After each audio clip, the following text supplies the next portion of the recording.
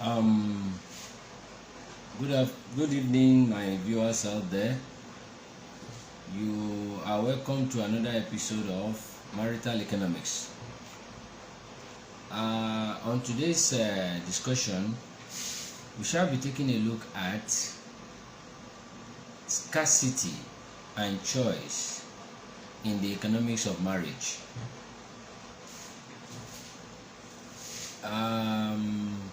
Just like we discussed in our last video, that due to the change that has occurred in the original design of marriage, today we are faced with a most challenging times in marriage. Today our marriages are greatly challenged, and as a result of that, it has affected so many things within the nooks and crannies of our economy. This necessitated the ideal of coming up with a discussion that is aimed at showcasing to us all the actual and the original design of marriage. In our last video, I made mention of the fact that every marriage is supposed to be seen as an exchange system, and that the best form of exchange system we need to consider is the trade by barter exchange system. Every marriage is designed to be a trade by barter system. And I pointed out so many facts in our last video. You can check it out on our YouTube page. Today, we shall be taking a look at scarcity in the economics of marriage. And I need us to remember the fact that I mentioned it in our last video. The totality of our analysis, the totality of the analysis we shall be doing in the economics of marriage will be based on the trade by barter system. The trade by barter system is the system of exchange that suits most, that tallies with the realities of our marriages. Now, scarcity. When you look at the word scarcity, it means that resources are not readily, that is the unlimited nature, the unlimited availability of resources. That is the definition of scarcity under the monetary system. But in this case, in the case of trade by barter, the notion of scarcity under trade by barter differs from the notion of scarcity under the monetary economics. Now, under trade by barter, scarcity implies that you can only get what you would get is based on what you have. Meaning that the limited availability of your own resource will be the determinant of the limited availability of the resources you can get in return. Invariably, what am I trying to say? You cannot get what you don't have. Under the trade by barter system, what you give is what you determines what you get. What you have not given, you cannot get. I need us to realize this. In trade by barter system, the notion of scarcity in trade by barter is different from the notion of scarcity when you are considering monetary economics analysis. Under trade by barter, which suits marriage the most, you cannot get what you don't have. Invariably, what is this telling us? Our brothers, the husband, our sisters, the wife, I need you to realize you cannot get what you don't have. What you have determines what you get. Your nature as a wife, your nature as a woman will determine the nature of the man that accrues to you. Invariably, what am I trying to say? Today, we all are crying foul. The women are accusing the men. The men are accusing the women. But the truth about the matter is that you are the determinant. What you are is what you will get. There is no two way about it. Like poles attract. unlike poles repel. What you are is what you will get. If what you have is rice, and what is equivalent to the rice you have is maize, that is what you will get. So invariably, my sisters, my brothers out there, when you raise your bar very high, you will meet a commensurate person that meets your standard. When you raise your bar very high, you will meet a person who is commensurate to the standard you have set for yourself. And when we mean certain standards is not a matter of hearsay. It's not a matter of say. It's a matter of action. Action, they say, speaks louder than voice.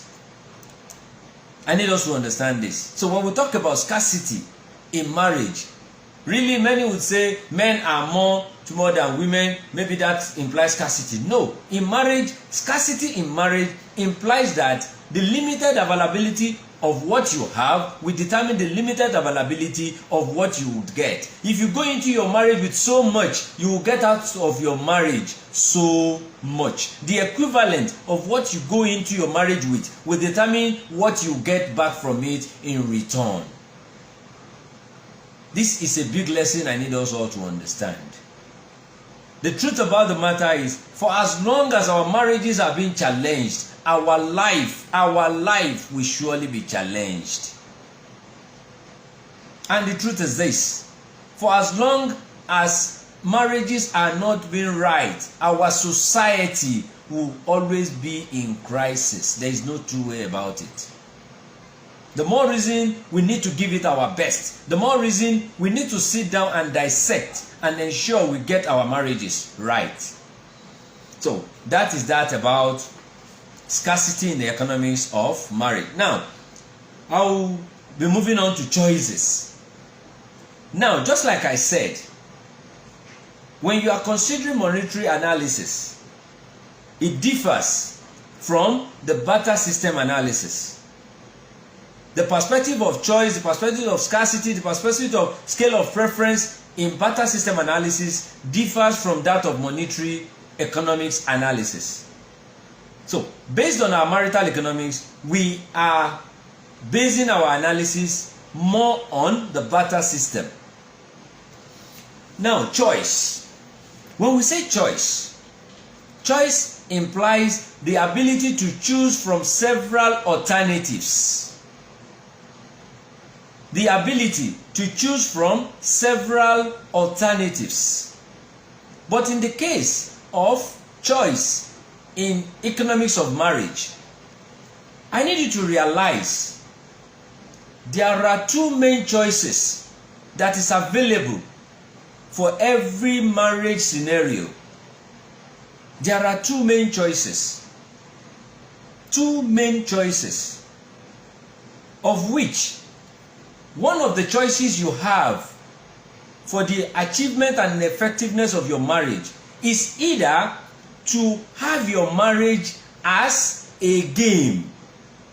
You have a choice to decide whether you want your marriage to look like a game or whether you want your marriage to look like an act of play. These are the two choices that are available in marriage. I will expatiate. When you look at the choices in marriage, it's just like the choices in trade by barter. When you look at the choices, it's either you accept or you reject. The choices are two.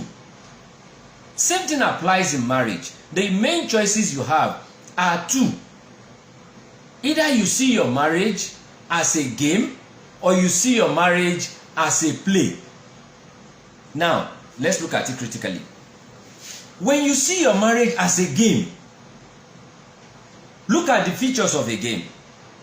Number one, in every game is aimed at one person winning. In every game, only one person can win. There will always be a winner and a loser. That's number one thing you need to hold on to. Number two, in every game, the referee the linesman, they are always third party. The referee, the linesman, the umpires, they are always third parties. They are not member of the two teams. They are not members of the two teams that are on the field of play. Hence, in a game, the umpire, the managers, the directors of the game are third parties. That's two. Now, number 3. In a game, you can be a winner today and be a loser tomorrow. Just like when you look at the game of Man City versus Arsenal, Arsenal has been winning in the past, but because of a lose, it looks as if they have never won before. They were being criticized as if they have never won before. I need us to realize, in a game, you can be a winner today, you can be a loser tomorrow. And whensoever one is losing, one is always being criticized. One is always being made to feel as if you have never won before. Hence, when you make your marriage look like a game, number 1, direct application now. When your marriage looks like a game, the number 1 thing is that between you and your husband, between the man and the woman, either of them will be striving to be the winner. And mind you, a winner today can be a loser tomorrow. 2, each parties will be playing to impress the umpires, playing to score. These are reasons why marriages are not being right these days. Most of our marriages are being handled like a game. We are competing. Under normal circumstances, a husband and a wife, they are meant to be a collaborator, not a competitor. Hence, when your choice is that you want your marriage to be a game, be rest assured. If you look at when they are playing the game of football, they will be running eater-scatter on the field of play. Meaning that when you make your marriage look like a game, you are going to be continually sweating. You are going to be continually being on the run. And in the end of the day, when you win today, tomorrow you are a loser. At the end of the day, where will the fun? Where is the fun? Where is the fun in such a game? Where is the fun in marriage? Where will it come from? Invariably, today, a lot of us have made the choice of making our marriages look like a game. You don't have to play games. The more games you play, the more deprived you are going to become. The more games you play, the more exhausted you are going to become. And at the end of the day,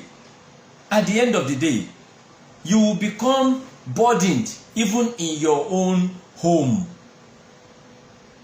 I need us to realize the choice of our marriages being a game is not to our advantage. Now, let's look at the other choice. The other choice is for you to decide to make your marriage, to make the choice of making your marriage look like a play. Number 1, when you look at every play has a script. The end of every play can be known even before the beginning of the play.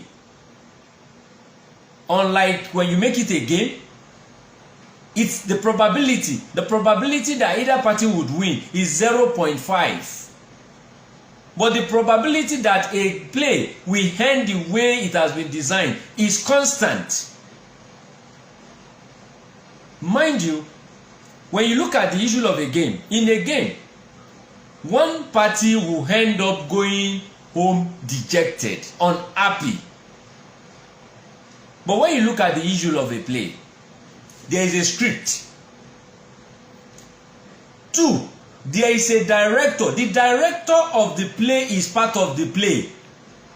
The director of the play is within the play. I need you to understand that. The director of a play is part of the crew member of the play. And 3, most especially when you watch a stage play, as the actors are acting the play, as they are entertaining the audience, they themselves are being entertained. I need you to say this. As the actors are entertaining the audience, they in turn are being entertained. And 4, I need you to realize, when you look at a play, in a play, there is always directives. Take for example, when you watch some play, the most beautiful girl on stage might be made to act like a mad woman. That doesn't make her a mad woman. That doesn't make her a mad woman in reality. Even the richest man on the set of a play can be made to become the gate man. In our marriages, we need to realize we need to script out how things need to be done. I'll give an example. I remember when I was to get married. Myself, my wife were both in our second year in the university. The first decision we took, the first discussion we had was that the fact that we are in the same level, we need to define it. Yes, we are in the same level. We are in the same faculty. We are in the same 200 level. Let's create a situation. Let's understand who is the director. There has to be a director in every play. That is the first thing. In every play, we must agree. When we agreed, okay, I will be the director of the game, of the play. You are part of the play. And go on to any set. Whatsoever the director says is final. And that's the more reason when you look at every play you know, when you look at every stage play you know, or every video act you know, the most experienced is always the stage director. Invariably, what am I telling to you, our women out there? Don't marry an idiot. Don't marry an idiot solely because you want to control the idiot. If you chose an idiot to be the stage director, you must be subservient. You must be answerable to that idiot. If you know you are so wise and you know this man, don't marry a man because you want to be in control of him. You will regret it. The end of it is regret. Because that idiot will one day become wise, and when he becomes wise, you would want to reject some things and it will be too late. These are reasons why marriages are in crisis. And that's why sometimes when people talk about divorce, to me, if we must set records straight, for every divorce, the state should charge both of them. For every divorce situation, there should be a legal stand for it. They should be charged. They should be penalized. These are issues that will save us from the doom that lies ahead. There is problem coming. With the way marriages are going, there is problem coming. The earlier the better we reverse the trend. If the rate at which divorces are going, if it continues, we are not safe. I pray may the God Almighty save us. Now, as I was saying, the first choice in every play is the choice of director. The play director. If you are going to marry any man, the most experienced actor is always the director. If the man in question is not intelligent enough to manage your act, don't choose him as your stage director. Don't choose a man who is not experienced to manage you. That is the word. Every woman, choose a man who is capable to manage you. Now, having said that, there is also a script that needs to be designed. I remember myself, my wife, we sat down. We had a slogan we created. It is going to be rough. It is going to be tough, but we are going to get it right. That was the slogan we created. Because then people were laughing at us. So we told it to ourselves, it is going to be tough, it is going to be rough, but we are going to get it right. And to the glory of God today, 19 years has passed. It was rough, it was tough, and we got it right. Alhamdulillah. So I need us to understand, you need to design a script. Now, under the play, when you make a choice to make your marriage look like a play, there are other 3 choices that comes underneath it. You can either decide, it's your choice to decide whether you want your marriage to be a tragedy, or you want your marriage to be a comedy, or you want your marriage to be a tragicomedy. I need you to understand this. It all boils down to the choice you have made. But the reality of life is this. In every play, the 3 scenarios are likely to come up. When you look at it, every actor you know can act a comedy, can act a tragedy, can act a tragicomic play.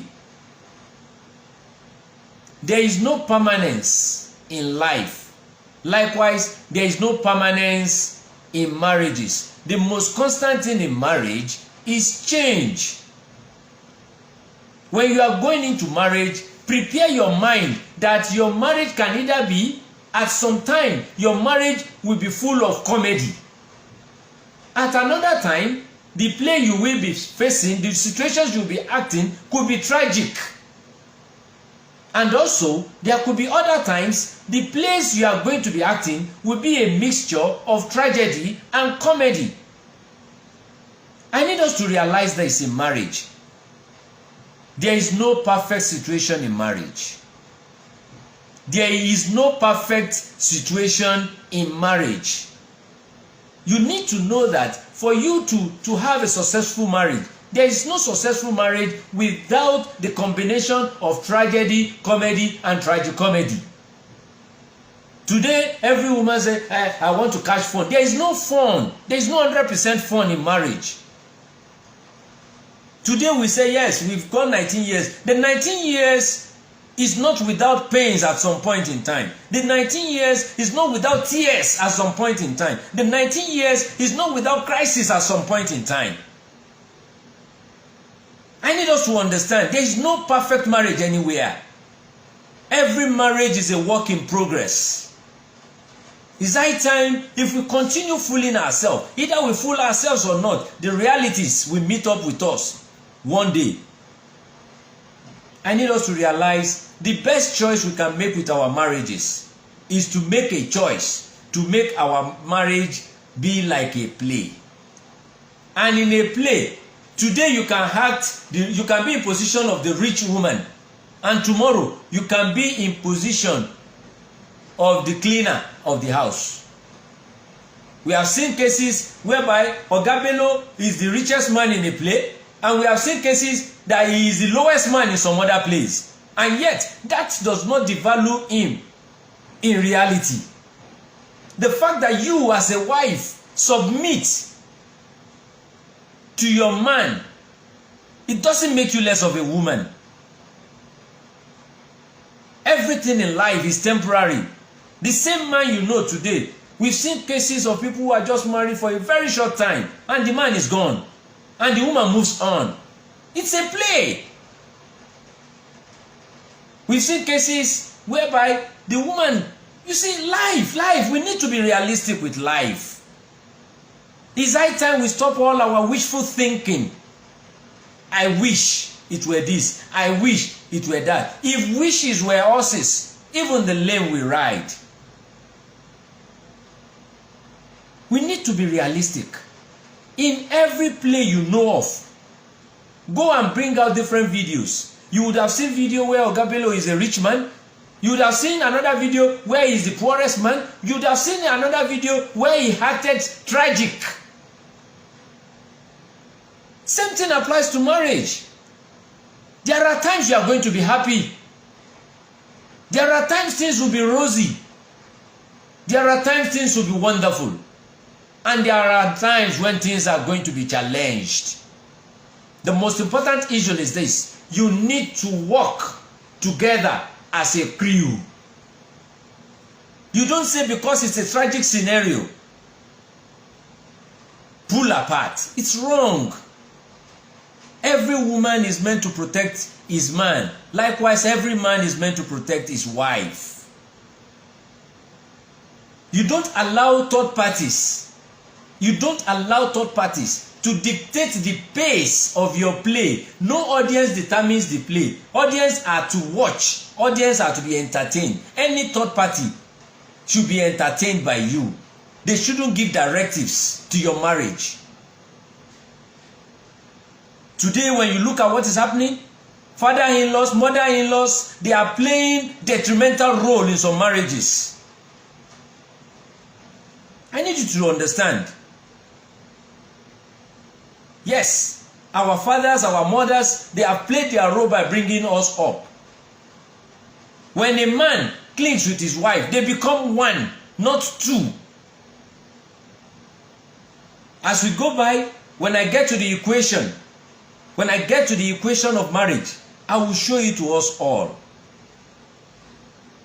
I need us to realize the best we can do with our marriage is to make our marriage a play.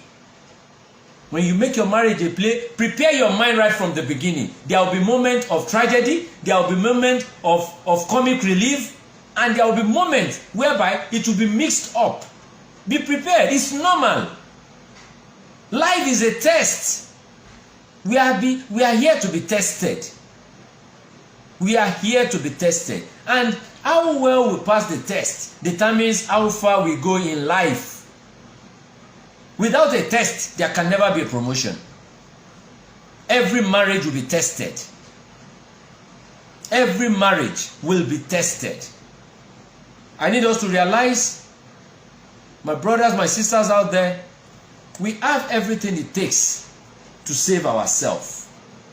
We have everything it takes to save our marriages. We have everything it takes to give a better tomorrow to our children. But the truth is this: we need to come out of our deepest fear. We need to come out of our deepest fear. And one of our deepest fear is as a result of the fact that we think we are being inadequate. You don't need to look down upon yourself. You are adequate. Our deepest fear is that we don't understand how powerful we are. For God to have made us human, we are so powerful. We have what it takes to make the impossible possible. We have what it takes to make the best happen for ourselves. We need to realize that for us to save our society, we need to first save our families, save our marriages. If the husband and wife who are just two cannot agree, tell me, how can we agree tribalistically? How can we agree geographically? If just two people, a man and a woman who are designed to live under the same roof, could not agree, that is the root of all the crises we are facing in our society today. My brothers and sisters out there, I need us to make the best choices. I need us to make the best choices. I need us to make the best choices for our marriages. We can make it work. Every marriage is a work in progress. It's high time we should stop allowing outsiders to derail us. No matter how much you go to foreign country, you are a second-class citizen. It is only in our fatherland, it is only here in Nigeria that we are citizens, number one citizens. We need to wake up and stand up to save this country. Let's learn from what is happening in Sudan.